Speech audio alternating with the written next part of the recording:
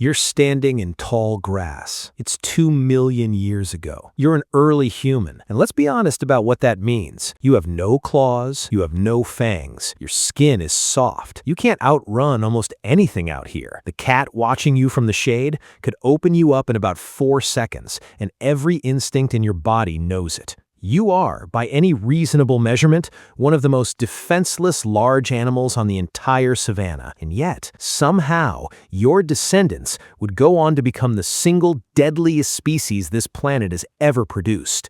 So what changed? When did the soft, slow, fangless ape decide to fight back? This is the story of why humans started making weapons. And the answer is older, stranger, and a lot less about war than you'd think. Because here's the thing everybody gets wrong. When you hear the word weapon, your brain jumps straight to violence, war, conquest, one human hurting another. But that is not where this begins. The first weapon wasn't invented to kill people. It was invented to keep a nearly helpless animal alive in a world that was actively trying to eat it. Let's start with just how outmatched we were. Picture the competition. Lions, leopards, hyenas, animals built with millions of years of predatory hardware, muscle, speed, teeth designed for exactly one job. Now, picture our ancestors, slow, weak, standing upright, which is great for seeing over grass and absolutely useless in a fistfight with a leopard. On paper, we should have been a snack, a footnote, a species that quietly went extinct and left nothing behind.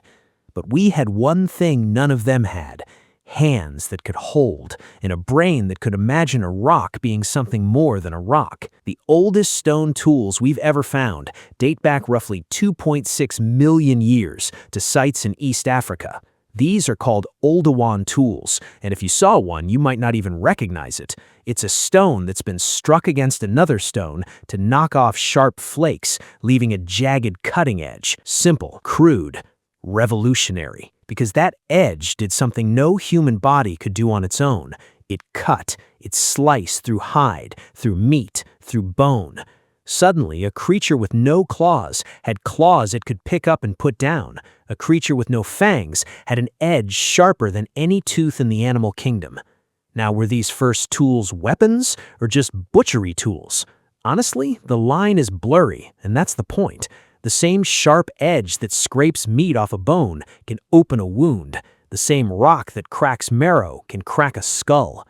For most of prehistory, tool and weapon were the same object. Survival didn't care the difference. But the real turning point, the thing that changed everything, wasn't the edge, it was distance.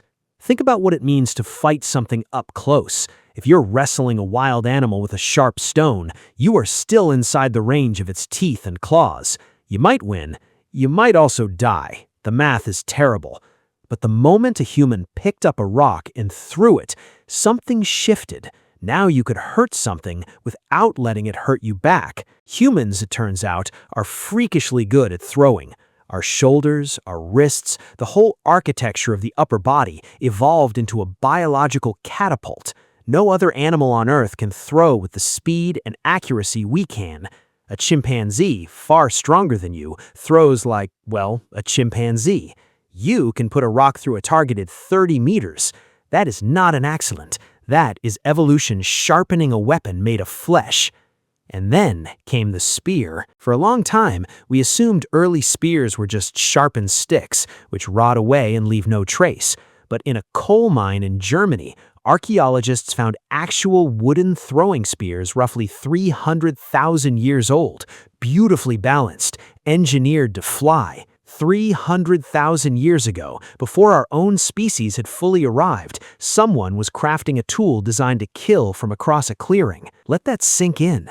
Distance killing is not a modern invention. It is one of the oldest human ideas there is. And this is where the story stops being about muscle and starts being about the brain. Because to make a spear, to throw it at a target, to plan a hunt, you need something remarkable. You need to imagine a future that hasn't happened yet. You need to picture the animal falling before you've even thrown. You need to see cause and effect stretching out in front of you like a map. That is not instinct. That is imagination. And weapons may be one of the very things that forced our ancestors to get smarter generation after generation, because the ones who could plan, cooperate, and coordinate a kill were the ones who ate, and they didn't hunt alone.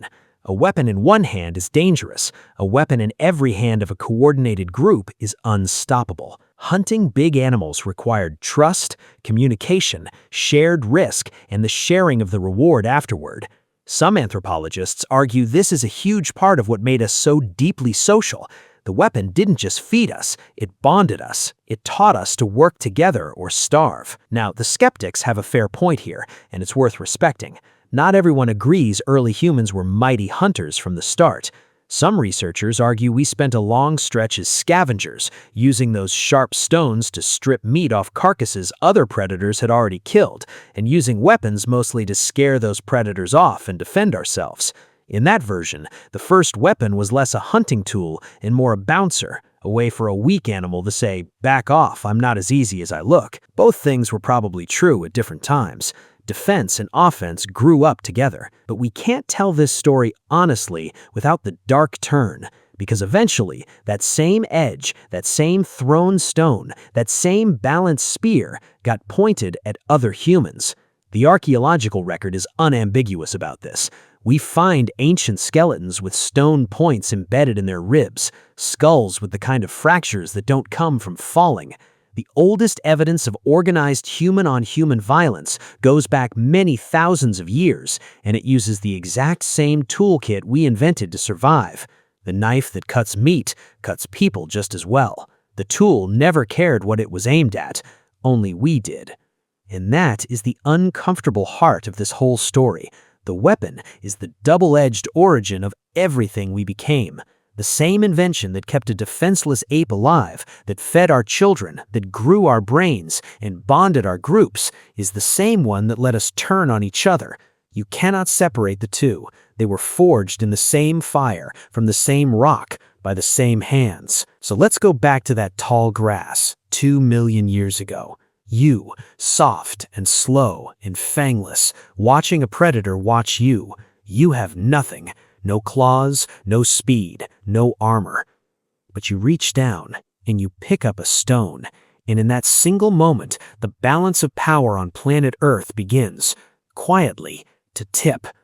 Everything we are, the good and the terrible, started with a weak animal refusing to accept that it was prey. So here's my question for you. Was inventing weapons the best thing that ever happened to our species, or the worst? Let me know down in the comments.